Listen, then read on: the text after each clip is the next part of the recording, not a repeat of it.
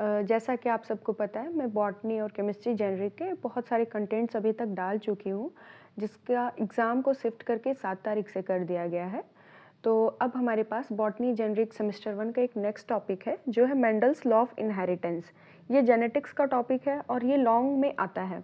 तो Mendel law of inheritance को पहले समझेंगे। मेंडल ने क्या एक्सपेरिमेंट किया था, कैसे किया था, क्या-क्या कैरेक्टर्स को उन्होंने देखा था, पाइसम सटाइवम का यूज़ किया था। तो चलिए डिटेल में सब कुछ समझते हैं। मेंडल का एक्सपेरिमेंट हुआ कैसे था? Gregor John Mendel conducted hybridisation experiments on garden pea. Garden pea को साइंटिफिक नेम होता है पाइसम सटाइवम, और उन्होंने ये पूरे एक्सपेरिमेंट को 7 साल तक किया था, 1856 to 1863, and propose the law of inheritance in living organism. तो जब मेंडल ने एक्सपेरिमेंट किया 7 साल तक, और इसी लॉ को, इससे उन्होंने कुछ लॉज को बनाया और वो लॉ को नाम दिया laws of inheritance. He is also known as father of genetics, और मेंडल को फादर ऑफ जेनेटिक्स भी कहा जाता है। मेंडल के एक्सपेरिमेंटल मटेरियल में क्या क्या उन्होंने यूज़ किया? He selected garden pea as a sample for following reasons. अब क्या रीज़न था इसके पीछे कि उन्होंने गार्डन पी को ही यूज़ किया? गार्डन पी यूज़ करने के पीछे क्या क्या रीजंस हो सकते हैं? तो चलिए समझते हैं आगे। P is available in many varieties on large scale to observe alternate traits।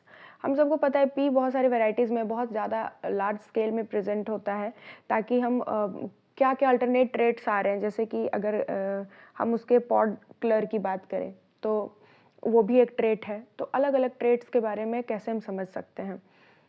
Peas are self-pollinated and can be cross-pollinated also to prevent self-pollination। और पीज़ को लेने के पीछे रीज़न ये भी था कि उसको सेल्फ पॉलिनेट भी करा सकते हैं, क्रॉस पॉलिनेट भी करा सकते हैं। There are annual plant with short life cycle, so several generation can be studied with a short period.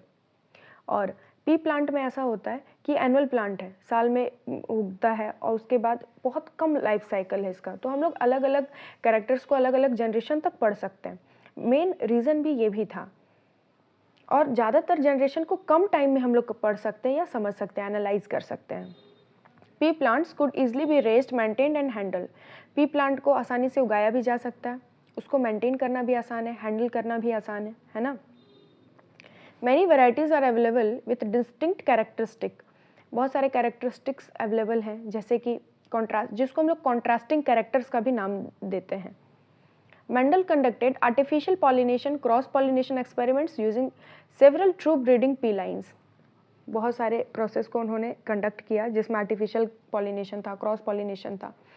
True breeding line refers to one that have undergone continuous self pollination and showed stable trait inheritance and expression for several generation.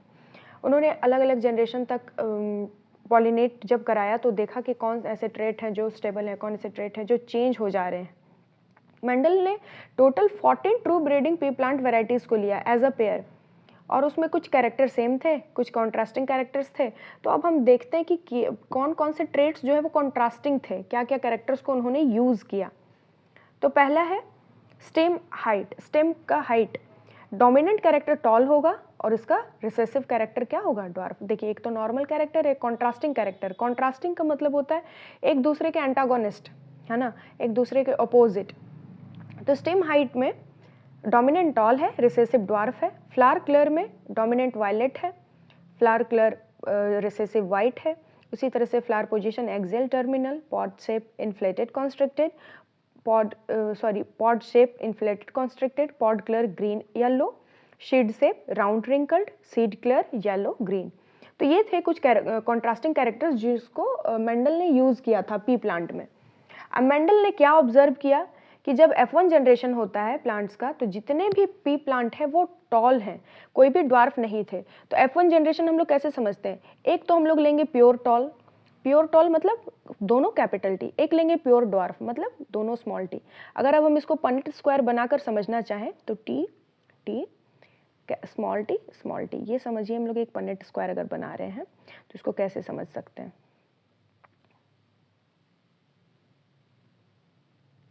तो यहाँ पे ये इससे cross करेगा capital T small T, ये इससे cross करेगा capital T small T, ये इससे क्रॉस करेगा कैपिटल टी स्मॉल टी, ये इससे क्रॉस करेगा कैपिटल टी स्मॉल टी। इसका मतलब ये हो गया कि जितना भी F1 जनरेशन में जितने भी इसके फर्दर जनरेशन्स आ रहे हैं सारे कैसे हैं, टॉल हैं, क्योंकि हमें क्या दिख रहा है, ये डोमिनेंट कैरेक्टर जो कैपिटल टी है ये डोमिनेंट कैरेक्टर है। डोमिनेंट कैरेक्टर कैसा है, टॉल। तो F1 जनरेशन में जितने भी आएंगे प्लांट्स वो सारे कैसे आएंगे, टॉल आएंगे। अब देखिए यहाँ पे पेरेंटल कैरेक्टर लिया गया टॉल एंड ड्वार्फ का, जब सेल्फिंग कराया गया तो F1 जनरेशन में सारे टॉल आए। अब फिर फर्दर जब उसको क्रॉस कराया जाता है, जैसे हमने यहाँ पे भी एक बार आपको समझा देते हैं। देखिए पहला में तो सारे जितने भी थे उसके जनरेशन वो टी आए, है ना, कैपिटल टी स्मॉल टी। जब इसको हम लोग क्रॉस कराते हैं तो देखिए अगर हम इसको पनेट स्क्वायर बना के समझें वापस से तो कैसा आएगा कैरेक्टर सारा।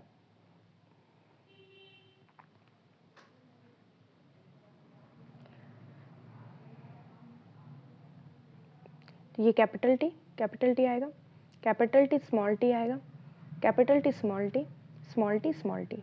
अब ये तीनों तो टॉल है, पर ये जो एक है वो कैसा है, ड्वार्फ है ना। तो यहाँ पे देखिए 3 टॉल है और 1 ड्वार्फ है, ये F2 जनरेशन का है।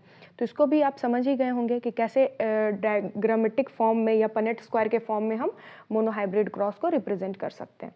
और उन्होंने क्या ऑब्जर्व किया, he also observe other pair of traits and found that F1 always resembled either one of its parents and the traits of other parent was not found in this generation। यहाँ पे कह रहा है F1 हमेशा अपने parents की तरह ही resemble करता है, या फिर और उसका जो दूसरा ट्रेट है वो जनरेशन में नहीं मिलता है।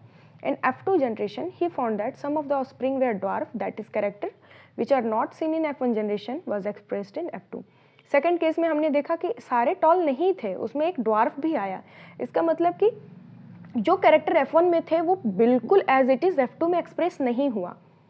This contrasting traits did not show any mixing either in F1 और F2। यहाँ पे कोई मिक्सिंग ऑफ कैरेक्टर्स नहीं दिखाई दिया, मतलब डोमिनेंट है तो डोमिनेंट ही रहेगा, ऐसा नहीं कि कैपिटल टी स्मॉल टी तो टॉल और ड्वार्फ के बीच का कोई इंटरमिक्सिंग, ऐसा कुछ नहीं होता है।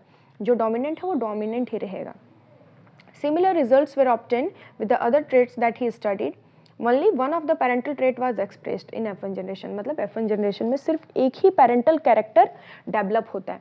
अब यहाँ पे ये रेशियो 3:1 जो दिया हुआ है इसको आप लोग ऐसे समझ सकते हैं, जो F2 जनरेशन था उसमें 3 कैसे थे, टॉल थे, है ना, एक कैसे था, ड्वार्फ, इसीलिए ये रेशियो 3:1 होता है, 3:1। ठीक।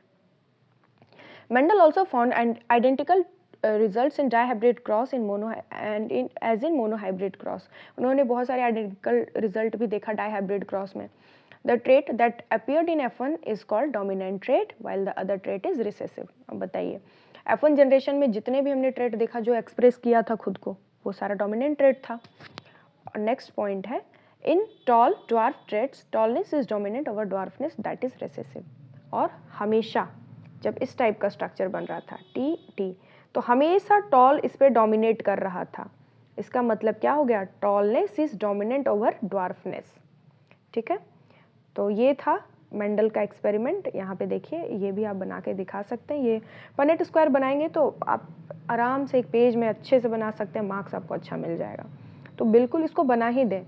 यहाँ पे पहला में टॉल ड्वार्फ दिखाया गया, पेरेंट्स गैमिट कैसे फॉर्म किया F1 जनरेशन में सेल्फिंग होने के बाद, गैमिट कैसे फॉर्म कर रहा है, अब F2 जनरेशन में क्या आ रहा है, तो इसको आप लोग बना दें। So thank you so much, पढ़ते रहिए, ऑल द बेस्ट।